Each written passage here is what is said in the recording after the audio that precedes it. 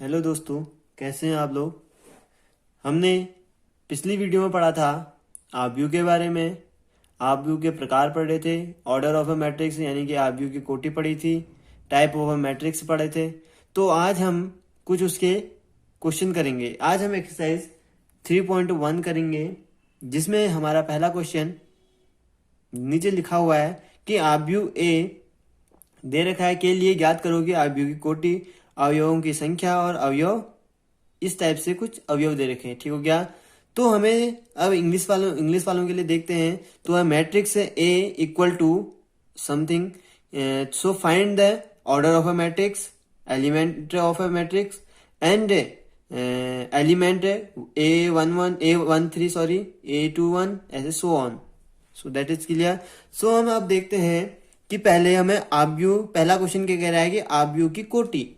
आव्यूह की कोटि देखने के लिए हमें क्या करना पड़ता है कि सबसे पहले देखो, आव्यूह की कोटि देखने के लिए इसमें नंबर ऑफ रो और नंबर ऑफ कॉलम क्या फाइंड देखते हैं कितने हैं। तो आव्यूह की कोटि देखते हैं पहले। आव्यूह की कोटि यानी कि ऑर्डर ऑफ अ मैट्रिक्स है, ऑर्डर ऑफ अ मैट्रिक्स। हमने पिछले लेक्चर में पढ़ा था कि ऑर्डर ऑफ अ मैट्रिक्स क्या होता है कि m क्रॉस n होता है, जिसमें नंबर ऑफ रो और नंबर ऑफ कॉलम का जो रेशियो होता है। अब देखते हैं नंबर ऑफ रो कितने हैं और नंबर ऑफ कॉलम कितने हैं। सो सबसे पहले रो गिनते हैं तो हॉरिजेंटली हमारे रो होते हैं और वर्टिकली हमारे कॉलम होते हैं। तो एक रो, दो रो, तीन रो, यानी कि इक्वल टू 3 क्रॉस। अब देखते हैं कॉलम गिनते हैं तो 1 2 3 4 यानी कि 3 क्रॉस 4। तो हमने पहले देखा कि इसका ऑर्डर क्या हो गया हमारा। तो मैं आव्यूह की कोटि या ऑर्डर ऑफ अ मैट्रिक्स क्या हो गया 3 क्रॉस 4 का। अब सेकंड क्या कहता है कि अवयवों की संख्या यानी कि एलिमेंट्स, नंबर ऑफ एलिमेंट्स यानी कि अवयवों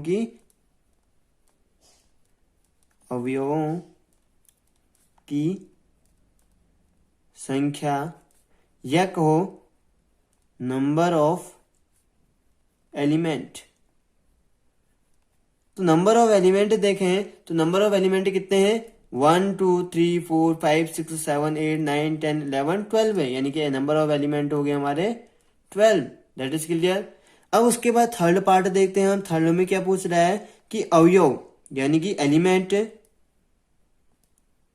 अब देखो पहला एलिमेंट है A13 यानी कि A13 की वैल्यू क्या है। A13 हमने पढ़ा था कि पहली रो और तीसरा कॉलम, यानी कि पहली रो ये होगी हमारी, तीसरा कॉलम क्या होगा, पहला कॉलम, दूसरा कॉलम, तीसरा कॉलम, यानी कि पहली रो का तीसरा कॉलम क्या है 19 है हमारा। क्लियर हो गया। ऐसे ही दूसरा क्या पूछता है A21, यानी कि इसका मतलब क्या हुआ कि दूसरी रो का पहला कॉलम, दूसरी रो और पहला कॉलम, यानी कि 35 है हमारा। ऐसे ही A33 है तो A33 में देखेंगे कि तीसरी रो का तीसरा एलिमेंट है, यानी कि पहली रो, दूसरी रो, तीसरी रो और पहला, दूसरा, तीसरा कॉलम, यानी कि -5।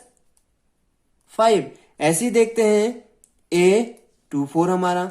तो A24 होगा हमारा दूसरी रो फोर्थ कॉलम, यानी कि दूसरी रो, पहली रो, दूसरी रो, दूसरी रो, फोर्थ कॉलम, यानी कि पहला कॉलम, दूसरा कॉलम, तीसरा कॉलम, चौथा कॉलम, यानी कि 12 हो गया। ऐसी A23 है तो इसका मतलब क्या हुआ कि दूसरी रो, तीसरा कॉलम, यानी कि दूसरी रो क्या है हमारी, दूसरी रो है, तीसरा कॉलम क्या है 5/2, यानी कि 5/2। ये हमारा क्या हो गया, आंसर हो गया। समझ में आया कि नहीं आया।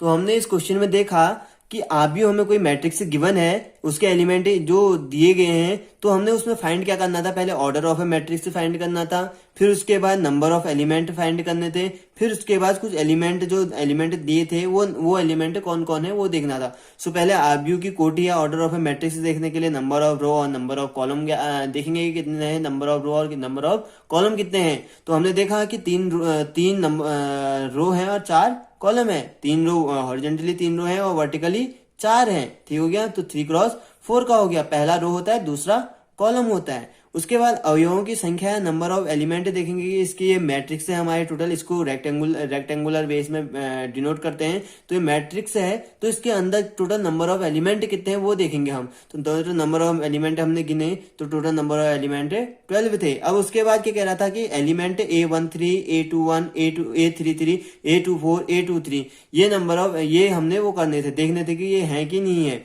तो A13 मतलब पहली रो तीसरा कॉलम, A23 यानी कि दूसरी रो पहला कॉलम, A33 का मतलब हुआ कि तीसरी रो तीसरा कॉलम, यानी कि जो पहला होगा वो कॉलम रो होगा और दूसरा जो होगा वो हमारा कॉलम होगा। क्लियर हो गया। उसके बाद A24 का मतलब हुआ पहला रो चौथा कॉलम, यानी कि दूसरा रो चौथा कॉलम। A23 यानी कि दूसरी रो तीसरा कॉलम। क्लियर हो गया, इतना समझ में आया। अब दूसरा क्वेश्चन देखते हैं कि दूसरा क्वेश्चन क्या कहता है, यदि किसी अवयव में 24 अवयव हैं तो संभव कोटियां क्या हैं। ठीक हो गया। फिर उसके आगे क्या कहता है, यदि इसमें 13 अवयव हो तो कोटियां क्या होंगी। ठीक हो गया, समझ में आया। तो इंग्लिश मीडियम वालों के लिए क्या कह रहा है कि a matrix have 24 element, so find the order, so possible order of a matrix है, यानी कि हमने ऑर्डर याद करना है। और if it has 13 element so find the order, यानी कि दोनों कंडीशनों में हमने क्या निकालना है, ऑर्डर निकालना है। तो इसका सॉल्व जो होगा वो हम देखेंगे, इसका सॉल्व हमें ओरल करना पड़ेगा। ठीक हो गया। अब हमें कैलकुलेट करना पड़ेगा। अगर हमारे पास 24 एलिमेंट है, ठीक हो गया, अगर हमारे पास 24 एलिमेंट है, क्या हम 24 एलिमेंट को एक रो में लिख सकते हैं? बिल्कुल लिख सकते हैं। तो उसका क्या मतलब हुआ कि पहली रो एक ही रो होगी और उसमें टोटल एलिमेंट कितने होंगे? 24 होंगे। नहीं, टोटल कॉलम कितने होंगे? 24 होंगे। अरे ऐसे होगा ना ये। अब जैसे समझ में नहीं आ रहा तुम्हारे, 1 2 3 4 5 6 डॉट डॉट डॉट 24 तक होगा। ठीक हो गया। अब 24 तक देखेंगे तो नंबर ऑफ कॉलम और नंबर ऑफ रो देखेंगे तो ये 1 2 3 4 5 यानी कि 1 2 3 4 5 24 कॉलम हो जाएंगे हमारे, और रो कितनी होगी? एक ही होगी। तो इसका मतलब 1 क्रॉस 24 का पहला बनेगा। ऐसे ही देखेंगे हम अगला देखेंगे तो उसका मतलब क्या हुआ कि अगर 2 रो होंगे और 12 कॉलम होंगे, यानी कि कहने का मतलब है कि पहली रो में हम 12 एलिमेंट लिख देंगे, दूसरी रो में 12 लिख देंगे, तो 12 12 24 हो गया। तो टोटल हमारे 2 रो हो जाएंगे और 12 एलिमेंट हो जाएंगे। ऐसे तीसरी कंडीशन क्या होगी? 3 क्रॉस 8 का हो गया। अब 3 क्रॉस 8 का कैसे हुआ कि 3 रो होंगी और 8 कॉलम होंगे। 8 8 टू 16, 8 3 24, यानी कि पहले रो में 8 एलिमेंट होंगे, दूसरी रो में 8 होंगे, तीसरी रो में 8 होंगे। उसके बाद हम चौथा देखते हैं। तो चौथा क्या कहता है? 4 क्रॉस 6 का, यानी कि 4 रो होंगी और 6 हमारे कॉलम होंगे। ऐसे ही देखते हैं अब उसके बाद 6 क्रॉस 4 का।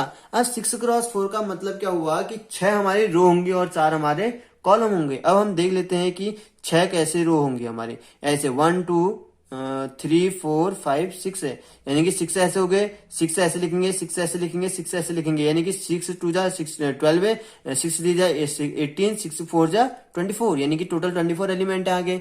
ऐसे ही हम देखेंगे कि उसमें 8 क्रॉस 3 भी हो सकता है। क्यों? अगर हमारे 3 क्रॉस 8 हो सकता है तो 8 क्रॉस 3 भी तो हो सकता है कि हम 8 रो लें और 3 कॉलम ही लें। ठीक हो गया। ऐसे ही हम 12 क्रॉस 2 भी ले सकते हैं। ठीक हो गया, 12 क्रॉस 2 भी ले सकते हैं। ऐसे ही 24 क्रॉस 1 भी ले सकते हैं हम, 24 क्रॉस 1 भी ले सकते हैं। तो हमारे जो टोटल ऑर्डर हैं वो हमारे पॉसिबल जो ऑर्डर हैं वो हमारे कितने बन गए? 1 2 3 4 5 6 7 8 बने, यानी कि 4 बने हमारे रो में बने और 4 कॉलम में बने। कहने का मतलब ये है कि 1 क्रॉस 24 का भी बनेगा, 2 क्रॉस 12 का बनेगा, 3 क्रॉस 8 का बनेगा, 4 क्रॉस 6 का बनेगा। अभी ठीक इसका उल्टा कर दो कि रो को कम कर दो और कॉलम बढ़ा दो। तो 6 cross 4, 8 cross 3, 12 cross 2, 24 cross 1। Clear हो गया। अब उसके बाद देखते हैं कि फिर अगली बार में क्या कहता है? इफ इट हैज 13 एलिमेंट, यानी कि 13 अवयव हो इसमें, तो फाइंड द ऑर्डर, यानी कि सेकंड कंडीशन जो कहता है, सेकंड कंडीशन में क्या कहता है? जब 13 एलिमेंट हो तो 13 एलिमेंट में तो पहली कंडीशन बनेगी 1 क्रॉस 13 कि एक ही रो में 13 कॉलम हो जाए, जैसे ये हमने देखा था। यह हो जाएगी 13 क्रॉस 1, यानी कि 13 रो हो जाए, वर्टिकली हो जाए 13 रो और कॉलम एक ही रहे। ठीक हो गया, 13 रो हो जाए। तो इसके पॉसिबल कंडीशन 2 ही बन सकते हैं, इसके अलावा हमारे तीन नहीं बन सकते हैं। अब तीन क्यों नहीं बन सकते हैं? क्योंकि हम देखते हैं कि लिख लेते हैं 1 2 3 4 5 6 7 8 9 10 11 12 है, लेकिन 12 तो बन गए, लेकिन अब 13 कहाँ लिखें? मेन दिक्कत तो 13 की है। एक तो ये ऑड है, ठीक हो गया, तो 13 है तो इसका हम नहीं लिख सकते कि ऑर्डर, या तो हम इसको यहाँ भी नहीं लिख सकते।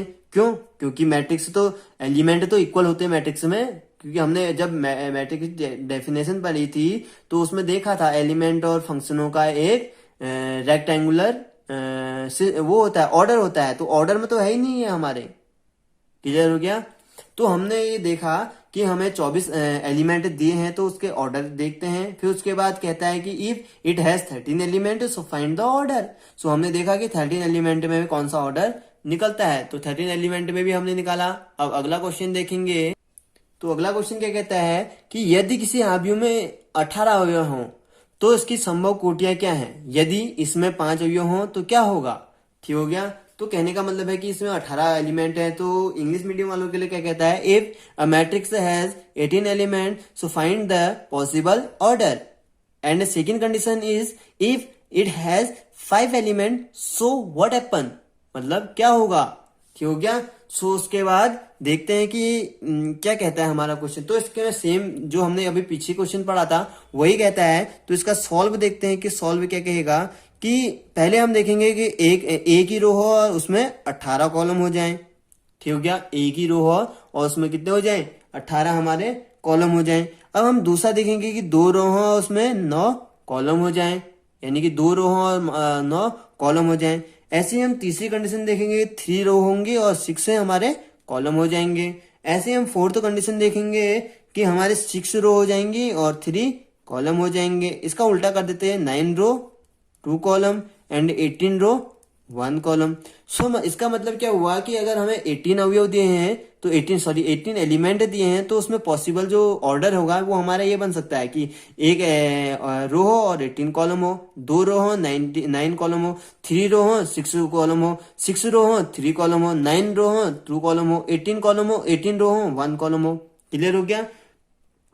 अब उसके बाद अगली कंडीशन क्या कहता है कि इसमें 5 अवयव हो तो क्या होगा? So if it has 5 element so what. So इसके बाद सेकंड देखते हैं कि सेकंड क्या कहता है कि अगर इसमें 5 अवयव हो तो 5 अवयव देखने के लिए सो पहले कंडीशन हमारी ए 1 क्रॉस 5 की बनेगी, दूसरी क्या बनेगी? इसी उसका उल्टा बन जाएगी, क्योंकि ये भी ऑड ही है। ऑड में हमने देखा कि एक एलिमेंट बच जा रहा था, तो उसमें कोई पॉसिबल नहीं बन सकता, क्योंकि या तो एक रो में 5 एलिमेंट लिख जाए या एक कॉलम में 5 के 5 एलिमेंट लिख दें। क्लियर हो गया? यही हमने आज पढ़ा। तो आज की वीडियो में हम इतना ही पढ़ेंगे। अब अगली वीडियो में हम अगले क्वेश्चनों की ओर बढ़ते रहेंगे।